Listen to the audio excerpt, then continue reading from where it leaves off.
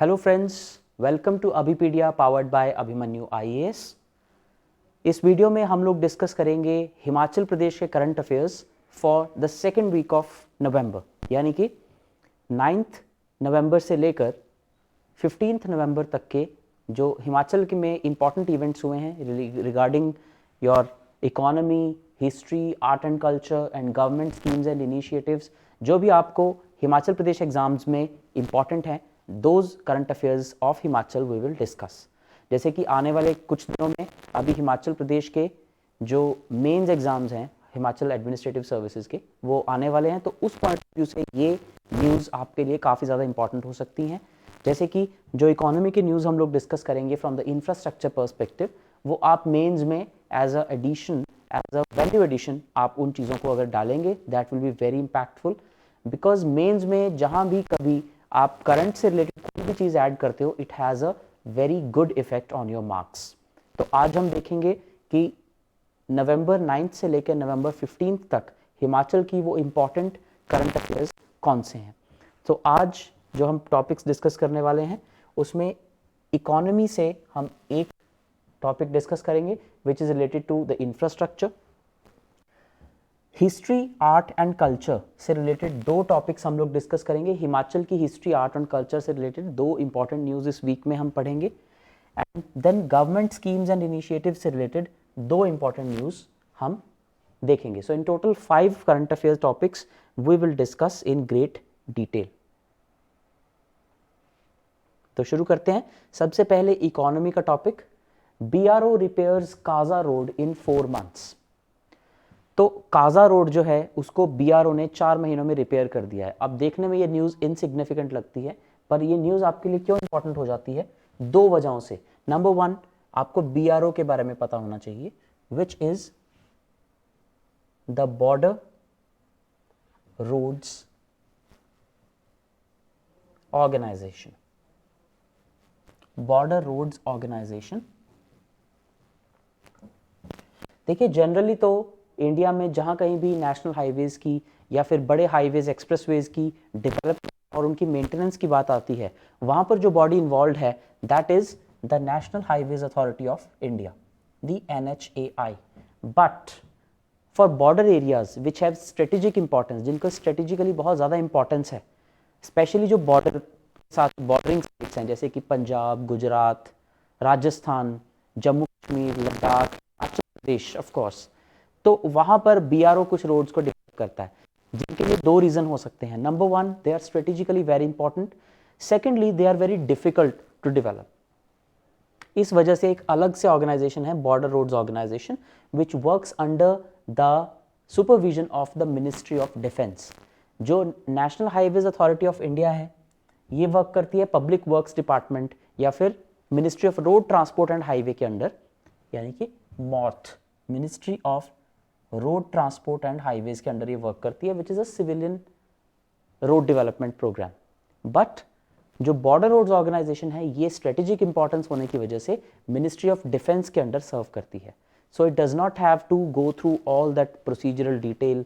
इसको बहुत ज़्यादा जो इसके प्रोसीजर्स हैं किसी को सैंक्शन करने के और उसको इम्प्लीमेंट करने के, वो बहुत ही डिफरेंट हैं as compare to the national highways authority of India. National highways authority of India को टेंडर एडवर्टाइज करना पड़ता है, फिर वो पूरी तरह से एक ब्यूरोक्रेटिक हर्डल के थ्रू होकर जाता है। But when it comes to BRO, क्योंकि जो रोड है वो स्ट्रेटेजिकली बहुत इंपॉर्टेंट होती है, इसलिए उसमें बहुत ही जल्दी क्लियरेंस मिल जाती है। And the funds are also allocated from the point of view of defence and security perspective, not from the point of view of simply infrastructure development. तो बीआरओ ने ये एक काम किया है, तो first of all we should know about the BRO. दूसरी importance इस न्यूज़ की ये है कि अगर बीआरओ कोई रोड डेवलप कर रही है तो that will be a strategically important road. तो यहाँ पर इसने जो रोड डेवलप की है that is the Kaza road. अब इंडिया का चाइना के साथ डिस्प्यूट चल रहा है, so Kaza road is one that connects the state of Himachal Pradesh with the China border, इसलिए ये इंपॉर्टेंट न्यूज़ बन जाती है। So the BRO was entrusted with the 209 kilometre, 209 kilometre लंबी ये रोड है, सुमदो काजा ग्राम्फू रोड। तो जून के एंड में ये काम इसे सौंपा गया था and it has completed it's work in just 4 months। यही काम अगर पूरे ब्यूरोक्रेटिक प्रोसीजर से होकर जाता तो इट कुड टेक ईयर्स, लेकिन इन्होंने 4 महीने में ये खत्म कर दिया। This road is strategically important. क्या स्ट्रेटेजिक इंपॉर्टेंस है इस रोड की? It shares the border with China in the Spiti valley. तो ये काजा रोड जो है स्पीति वैली में, it connects the state of Himachal Pradesh with the China border. तो इसलिए ये 2 इंपॉर्टेंस है इस न्यूज़ की। जितने भी फंड्स वगैरह थे वो सारे के सारे मोबिलाइज किए गए। Earlier the work was to be carried out by the state government. पहले स्टेट गवर्नमेंट ने ये काम करना था, but seeing the strategic importance of the subject, ये काम उनसे ले लिया गया। The centre cancelled the notification in which it had decided to hand over the maintenance of the highway to the state government, then it was entrusted to the BRO। तो पहले ये काम स्टेट गवर्नमेंट को दिया जाना था, लेकिन बाद में सेंटर को जब लगा, जो कि जून एंड में ऐसा क्यों लगा? Because for the last 6-7 months India and China are at dispute. तो इंडिया जो है अब बॉर्डर में इंफ्रास्ट्रक्चर को डेवलप करने को लेकर थोड़ा सा ज़्यादा सीरियस हुआ है। So that is why state government से ये ऑर्डर वापस लेकर BRO को दे दिया गया, क्योंकि इसके लिए ज़्यादा वेट नहीं की जा सकती थी। And also the time of the year is very very important. देखिए, नवंबर के बाद से लेकर फरवरी मार्च तक बहुत सारे रूट्स हैं जो कि लद्दाख जाने वाले, जो हिमाचल के हायर एरियाज में जाने वाले रूट्स हैं, जो कि ब्लॉक हो जाते हैं बिकॉज ऑफ द स्नोफॉल। तो इतनी जल्दी, इतने कम टाइम में इस रोड को कंप्लीट करने के पीछे जो मोटिवेशन थी, that was twin fold. Number 1, to ensure another route, ताकि ज़्यादा से ज़्यादा रूट्स डेवलप किए जा सकें लद्दाख तक सप्लाईज पहुंचाने के लिए, because thousands of Indian soldiers are stationed there, तो उनको वहाँ पर सप्लाई पहुंचाने के लिए ज़रूरी है। एंड नंबर 2, ये काम रास्ता बंद होने से पहले पहले कंप्लीट करना है। तो इस वजह से ये चीज़ें पॉसिबल हो पाई, और इसी विजन को ध्यान में रखते हुए गवर्नमेंट ऑफ इंडिया ने ये प्रोजेक्ट स्टेट गवर्नमेंट से लेकर BRO को दे दिया, and BRO has fulfilled that confidence of the centre government. उसके बाद शॉर्टेस्ट टाइम फ्रेम में ये रोड कंप्लीट की गई है। लोकल्स ने भी इसको बहुत ज़्यादा अप्रिशिएट किया है। Residents of Kaza panchayat and others, they have faith in the BRO। तो ये कुछ इस तरह की बातें हैं बेसिकली। तो बहुत इंपॉर्टेंट ये चीज़ हो जाती है।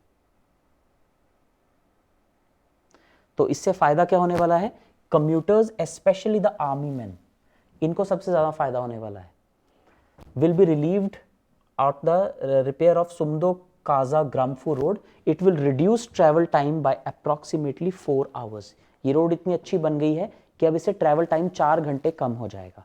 सो very important from strategic point of view, from infrastructure economy point of view, and also from the point of view of BRO, border roads organisation.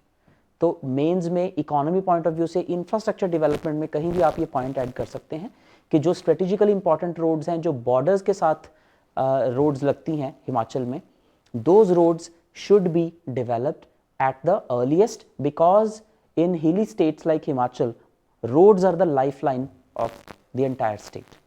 तो उस context में ये न्यूज़ आपकी वैल्यू एडिशन हो सकती है। दूसरा हेड हमारा आता है history, art and culture. History, art and culture में जो पहली न्यूज़ है हमारी, that is covid takes a toll on rain of stones ritual. अब ये रेन ऑफ स्टोन्स यानी कि पत्थरों की बारिश, ये एक रिचुअल ऑब्जर्व किया जाता है हिमाचल में। तो कोविड की वजह से इस पे फर्क पड़ा है। क्या फर्क पड़ा है और ये रिचुअल क्या है? Let us see. There was no rain of stones ritual on in the century old festival. Century old एक फेस्टिवल है that falls on a day after Diwali. Diwali के एक दिन बाद एक फेस्टिवल मनाया जाता है जिसमें रेन ऑफ स्टोन्स होती है। It is observed in the former princely state of Dhami, 33 kilometres from Shimla. तो शिमला से कुछ 33 किलोमीटर की दूरी पर एक पुरानी प्रिंसली स्टेट है धामी। धामी में करीब पिछले 100-125 सालों से एक रिचुअल ऑब्जर्व किया जाता है which is known as the rain of stones, पत्थरों की बारिश। तो देखते हैं क्या होता है। कोविड की वजह से ये इस बार ज्यादा नहीं हो पाया, राइट। तो जो इसके ऑनलुकर्स हैं उनका ये कहना है कि इसको अगर हम हिस्ट्री को ट्रेस करें तो ये जो पत्थरों का मेला है, पत्थरों का मेला, इसकी शुरुआत हुई थी करीब 1 सेंचुरी पहले, यानी कि rain of stones. Local residents का ये कहना है कि इस फेस्टिवल के दौरान बेसिकली होता क्या है, pelting of stones is between two groups, दो ग्रुप होते हैं जिनके बीच में पत्थर जो है वो चलते हैं, one representing the royal family of Dhami and the other comprising the commoners. तो एक तरफ जो धामी की जो प्रिंसली स्टेट थी उसकी जो रॉयल फैमिली है उसके मेंबर होते हैं, और दूसरी तरफ कॉमनर्स होते हैं, यानी कि आम आदमी होते हैं, आम इंसान होते हैं। तो वो आपस में एक दूसरे के ऊपर पत्थर बरसाते हैं। ये ऐसा एक रिचुअल है। Over a circular structure in the town where a rani or queen had committed सती। तो एक चौक है वहां पे, उस टाउन में एक छोटा सा स्ट्रक्चर है जिसके आसपास ये पत्थरों का मेला या पत्थरों की बारिश जो है वो होती है, और यहाँ पर एक रानी ने या क्वीन ने सती कमिट कर लिया था। Now what was Sati? Sati was a practice in medieval India जहां पर एक पत्नी को अपने पति की डेथ के बाद उसी के साथ चिता पर जिंदा जला दिया जाता था। And Sati was abolished by the British Lord William Bentinck. Lord William Bentinck जो थे, इन्होंने विद द हेल्प ऑफ राजा राम मोहन रॉय, राजा राम मोहन रॉय जो कि ब्रह्म समाज के फाउंडर थे, इनके साथ मिलकर सती प्रथा को बैन कर दिया था। सती एबोलिशन एक्ट पास करा दिया था 1829 में। तो बहुत ही इंपॉर्टेंट ये आपकी मॉडर्न हिस्ट्री से जुड़ी हुई बातें हैं। तो इस जगह पर वहां की जो रानी थी धामी प्रिंसली स्टेट की, उन्होंने सती कमिट किया था, यानी कि वो अपने पति राजा के साथ जो है वो बर्न हो गई थी। तो उस चीज को कमेमोरेट करने के लिए यहाँ पर रेन ऑफ स्टोन्स या फिर पत्थरों की बारिश जो है वो होती है। तो एक तरफ सारे कॉमनर्स होते हैं और एक तरफ सारे के सारे प्रिंसली स्टेट के लोग होते हैं। लेकिन इस साल ये जो रिचुअल है, ये सो कॉल्ड रिचुअल जो है, इस बार ये नहीं हो पाया कोविड की वजह से। तो ये रेन ऑफ स्टोन्स का रिचुअल है क्या, क्यों इंट्रोड्यूस किया गया? This pelting of stone was introduced centuries ago to shun the tradition of नर बलि और human sacrifice that was prevalent in Dhami too. तो बेसिकली उस वक्त हुआ ये था कि जो कॉमनर्स थे और जो प्रिंसली स्टेट के लोग थे, उनमें आपस में ये पत्थर उस वक्त भी बरसाए गए थे, क्योंकि कुछ लोग जो थे वो इसको अपोज कर रहे थे और कुछ लोग इसको सपोर्ट कर रहे थे उस वक्त की सती को। तो आज भी ये रिचुअल मनाया जाता है किस चीज को सेलिब्रेट करने के लिए, कि जो नर बलि है, ये जो ह्यूमन सेक्रीफाइस है, उसको खत्म किया जाना चाहिए। तो उसको सेलिब्रेट करने के लिए ये ट्रेडिशन मनाया जाता है। Earlier this used to be a bloody affair. पहले ये एक मतलब इतना खून खराबा हो जाता था जब ये ट्रेडिशन फॉलो किया जाता था। For quite some time it has become a ritual and the participation comprises youth only. तो एक तरह से थोड़ा सा पुराने स्टाइल का ये एक रिचुअल है जो कि ऑब्जर्व किया जाता है, लेकिन अब धीरे धीरे लोगों का इसके ऊपर से विश्वास जो है वो उठ रहा है। So as per the belief क्या मानी जाती है, इससे होगा क्या? A devotee who gets injuries in stone pelting is considered a devout of goddess Kali. The oozing blood is applied as a tilak to appease the goddess. तो ये जो ट्रेडिशन है ये सती से भी जुड़ा हुआ है, ये गॉडेस काली से भी जुड़ा हुआ है। तो जो कालका टेम्पल है काली का, द काली टेम्पल ऑफ कालका, सो काली को काफ़ी अच्छे से पूजा जाता है हिमाचल प्रदेश में।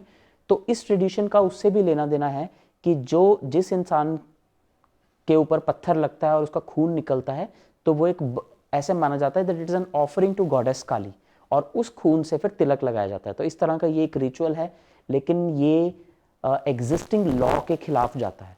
तो यहाँ पर आपको समझना ये है, एक तो आपको इस ट्रेडिशन के बारे में पता चला, दूसरी बात आपको ये समझनी है कि क्या ऐसे रिचुअल्स जो कि किसी एग्जिस्टिंग लॉ के खिलाफ जाते हैं, should those rituals be allowed or not?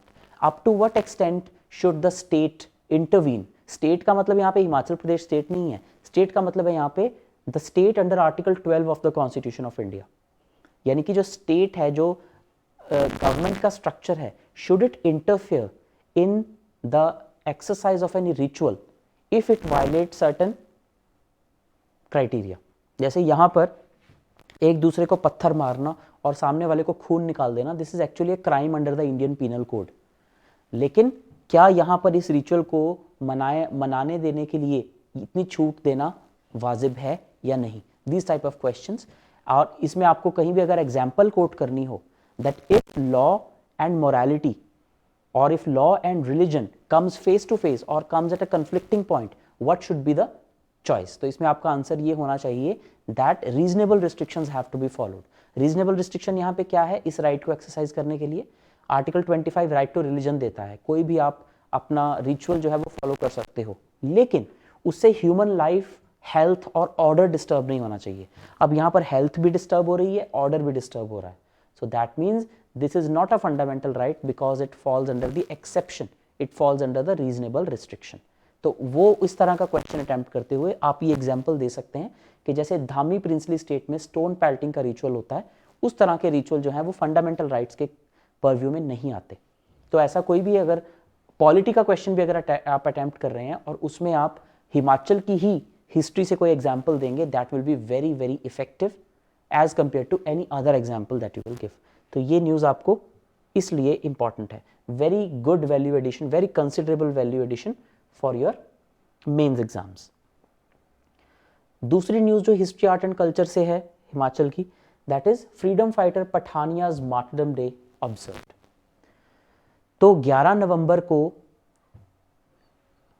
जो पठानिया फ्रीडम फाइटर थे, वजीर राम सिंह पठानिया, वजीर राम सिंह पठानिया, इनका 171वां मार्टरडम डे यानी कि शहीदी दिवस ऑब्जर्व किया गया हरियाणा में।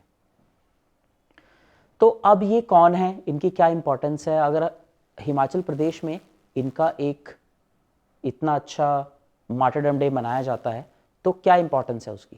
देखिए, पहली बात तो 171 मार्टरडम डे, इसका मतलब ये हुआ कि ये काफ़ी पुराने फ्रीडम फाइटर हैं हिमाचल के, और इनके लिए डिमांड ये उठाई जा रही है कि ये जब 1857 ईस्वी का विद्रोह हुआ था, 1857 ईस्वी का जब रिवोल्ट हुआ था, उसमें मंगल पांडे जो थे, जो कि सबसे पहले सैनिक थे जिन्होंने जो कारतूस थे गाय और सुअर की चर्बी वाले, उनको इस्तेमाल करने से मना कर दिया था।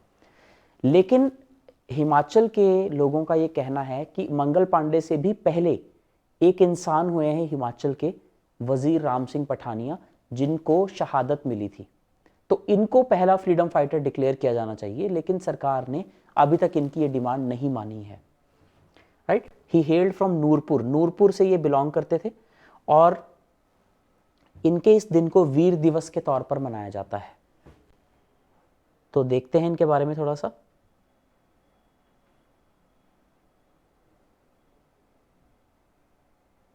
तो इनके जो रिलेटिव्स हैं उन्होंने एक मेमोरियल कमेटी बनाई हुई है जो कि 11 नवंबर को वीर दिवस के तौर पर मनाती है हर साल।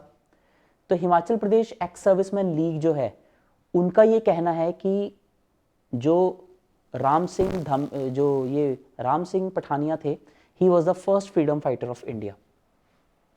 Right, Pathania was the first freedom fighter of the nation, लेकिन उन्हें अभी तक ये स्टेटस अकॉर्ड नहीं किया गया, उन्हें अभी तक शहीद का दर्जा नहीं दिया गया या पहले शहीद का दर्जा नहीं दिया गया है, despite a long standing demand of the people of Himachal. Himachal के लोग बहुत देर से डिमांड कर रहे हैं कि मंगल पांडे से भी पहले तो पठानिया जी ने जो है वो शहादत दी थी, तो इन्हें क्यों नहीं पहला मार्टर डिक्लेयर किया जाता? सो पठानिया ने कब अपनी लाइफ ले डाउन की थी?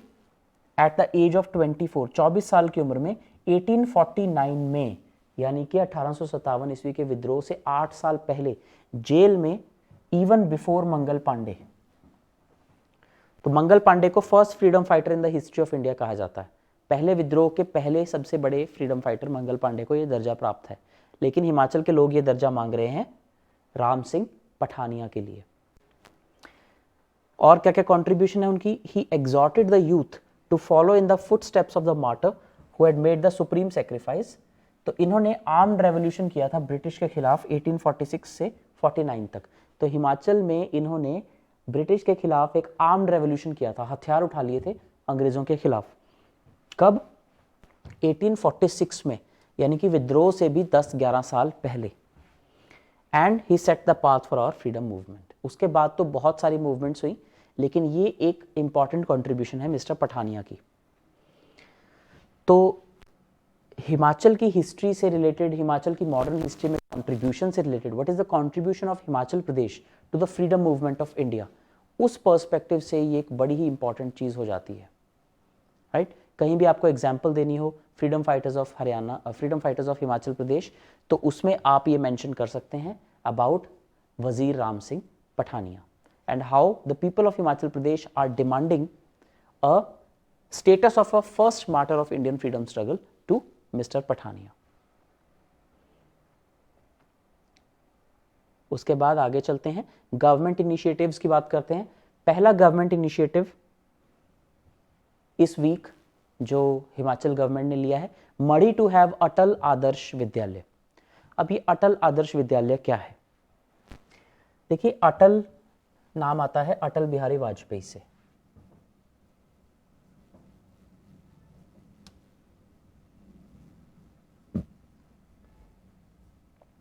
तो जिस तरह से जवाहर नवोदय विद्यालय होते हैं या केंद्रीय विद्यालय होते हैं, उसी तरह से अटल बिहारी जी के नाम पर एनडीए गवर्नमेंट ने एक स्कीम शुरू की, अटल Adarsh Vidyalaya.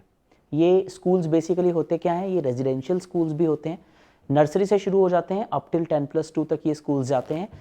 6th class onwards ये रेजिडेंशियल स्कूल्स हो जाते हैं, यानी कि हॉस्टल फैसिलिटी भी अवेलेबल होती है।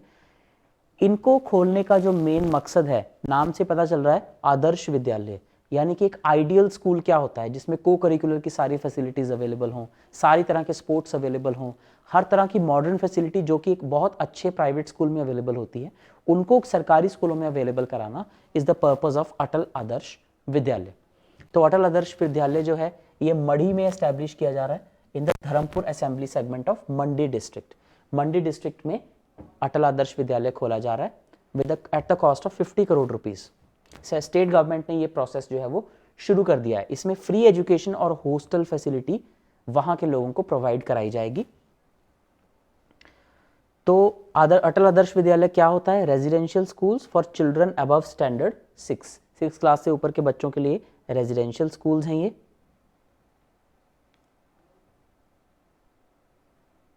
And all modern facilities like labs, sports infrastructure, co-curricular activities are at par with the best private schools. Best private schools के बराबर का यहाँ पर सारा इंफ्रास्ट्रक्चर प्रोवाइड कराया जाता है। और ये एक बड़ी इंपॉर्टेंट चीज़ है, इसी साल मई के महीने में, यानी कि अब से 5-6 महीने पहले स्टेट गवर्नमेंट ने डिसाइड किया था कि आने वाले कुछ सालों में स्टेट की हर एक असेंबली कॉन्स्टिट्यूएंसी में एक अटल आदर्श विद्यालय की स्थापना की जाएगी।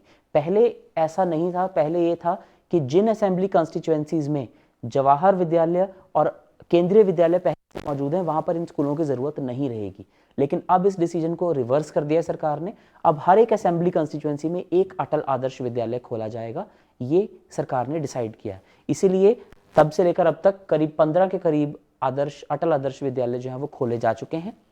और इसमें एक इंपॉर्टेंट बात यह भी रहती है कि जो रेजिडेंशियल फैसिलिटी है या जो इन स्कूलों में एडमिशन है वो प्राइमरीली उसी एरिया के लोगों को उसमें प्रेफरेंस दी जाती है। तो ऐसा नहीं है कि कोई बहुत दूर से कोई आकर वहाँ पर एडमिशन ले सकता है, उसको बेनिफिट सिर्फ लोकल लोग ले सकें, इसलिए वो इस्टेब्लिश किया जाता है।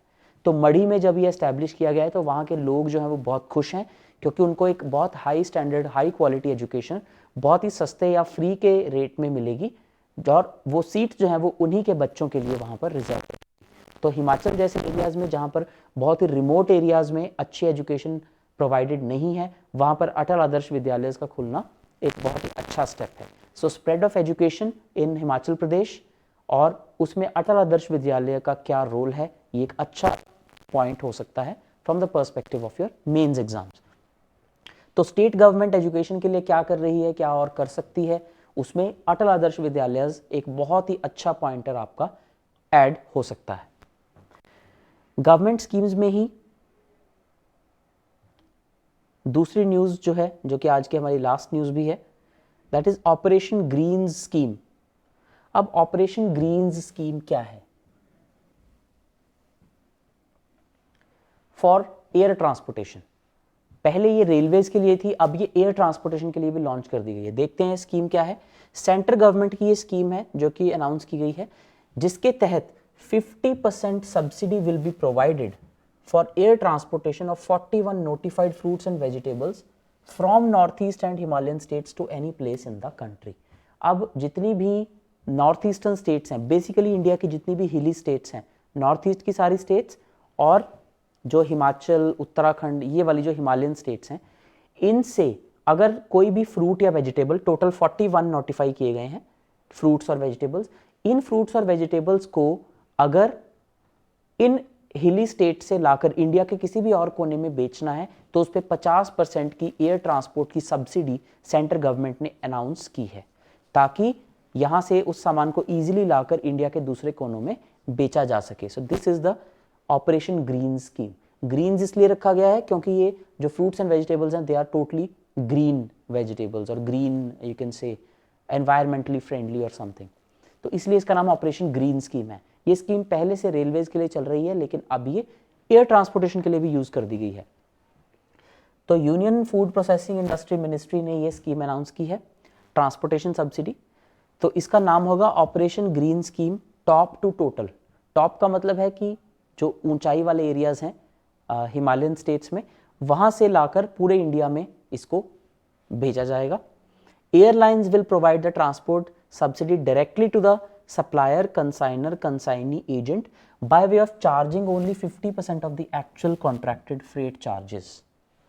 बाकी के जो 50% है वो ministry of food processing industry उनको रीइंबर्स कर देगी। तो जो भी एक्सपोर्टर हैं, कंसाइनर हैं, सप्लायर हैं, वो सिर्फ 50% ही जो पैसा है वो लेंगे एक्सपोर्टर से या फिर जो सेंड कर रहा है उससे, बाकी 50% सरकार खुद उन्हें अकाउंट में सीधा ट्रांसफर कर देगी। तो 50% सब्सिडी यहाँ पर दी जा रही है। 2 नवंबर को ये जो नोटिफाई की गई है, लेकिन ये इम्प्लीमेंट अभी इसी वीक से होनी शुरू हुई है। तो ये स्कीम पहले से रेलवेज के लिए चल रही है। तो कुछ एलिजिबल एयरपोर्ट्स जो हैं वो अनाउंस कर दिए गए हैं। Under the operation green scheme air transportation from eligible airports announce कर दिया गया है। फ्रूट्स और vegetables respective of quantity and price, उसकी क्वांटिटी कितनी है, प्राइस कितनी है, ये मैटर नहीं करता, कोई भी इस तरह का बार नहीं लगाया गया है।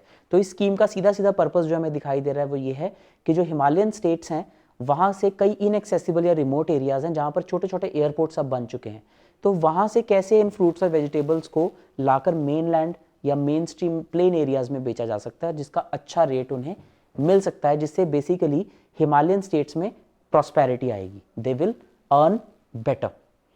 तो इसके लिए 21 फ्रूट्स और 20 वेजिटेबल्स को नोटिफाई किया गया है। सिर्फ यही हैं जो 50% सब्सिडी के लिए एलिजिबल हैं। तो फ्रूट्स में कौन कौन से आते हैं? Mango, banana, guava, kiwi, lychee, mosambi, orange, kinnow, lime, lemon, papaya, pineapple, pomegranate, jackfruit, apple. Apple is very important क्योंकि हिमाचल की one of the biggest you can say for export purposes apple. उसके बाद ड्राई फ्रूट्स भी आते हैं इसमें, almond, amla, passion fruit, pear, sweet potato and chikoo. ये 21 fruits हैं जो कि एलिजिबल हैं एयर ट्रांसपोर्ट सब्सिडी के लिए। उसके अलावा 20 वेजिटेबल्स हैं, French beans, bitter gourd, brinjal, capsicum, carrot, cauliflower, chillies, cucumber, peas, garlic, onion, potato, tomato, large cardamom, pumpkin, ginger, cabbage, squash and dry turmeric। तो ये 20 वेजिटेबल्स हैं जो एयर सब्सिडी स्कीम के लिए एलिजिबल हैं। अब इसमें से काफ़ी सारे आपको लगेंगे जैसे कि पोटैटो, टमाटो, गार्लिक, अनियन, जो कि ईजिली अवेलेबल हैं बाकी एरियाज, बाकी स्टेट्स में भी, लेकिन जो क्वालिटी इनकी हिमालयन स्टेट्स में होती है that they can sell for much larger price. तो एक तरह से food processing industry, food processing ministry इसको क्यों प्रमोट कर रही है? क्योंकि ये काफ़ी हाई क्वालिटी की फूड जो फ्रूट्स और वेजिटेबल्स हैं वो होती हैं। अपने क्लाइमेट, अपनी अलग सॉइल टोपोग्राफी की वजह से इन फ्रूट्स की क्वालिटी और इन वेजिटेबल्स की क्वालिटी बहुत ही ज़्यादा ऑप्टिमम होती है as compare to their counterparts in the plain areas और in other states of India. तो अगर ये ले जाकर पूरे इंडिया में बेची जा सकेंगी और उस पर सब्सिडी दी जाएगी तो उससे हिमाचल के लोगों को अच्छी अर्निंग होगी, that will make them prosperous. So the air transport of these commodities is allowed from all the airports in Arunachal Pradesh, Assam, Manipur, Meghalaya, Mizoram, Nagaland, Sikkim, सारी जो नॉर्थ ईस्टर्न स्टेट्स हैं इनके सारे airports. The word used is all airports of these states और Tripura, Himachal Pradesh, Uttarakhand and union territories of Jammu and Kashmir and Ladakh. तो सारी जितनी हिली स्टेट्स हैं इंडिया की, सारी जो हिमालयन स्टेट्स हैं, उनके सारे एयरपोर्ट से ये सब्सिडी स्कीम जो है वो अप्लाई होगी। Earlier this scheme was under operation greens scheme for Kisan rail. तो पहले ये सिर्फ रेलवेज के लिए थी, रेलवेज में सब्सिडी दी जाती थी, अब एयर ट्रांसपोर्टेशन में भी दी जा रही है। Railways charge only 50% of the freight charges on notified fruits and vegetables. तो बेसिकली अब से रेलवेज और एयरपोर्ट्स में जितनी भी ये डेजिग्नेटेड सब्जियां और फल हैं, इनको सब्सिडाइज्ड रेट के ऊपर इंडिया के किसी भी कोने में ले जाकर बेचा जा सकता है। So this is what is the scheme notified by the central government for the benefit of Himachal Pradesh.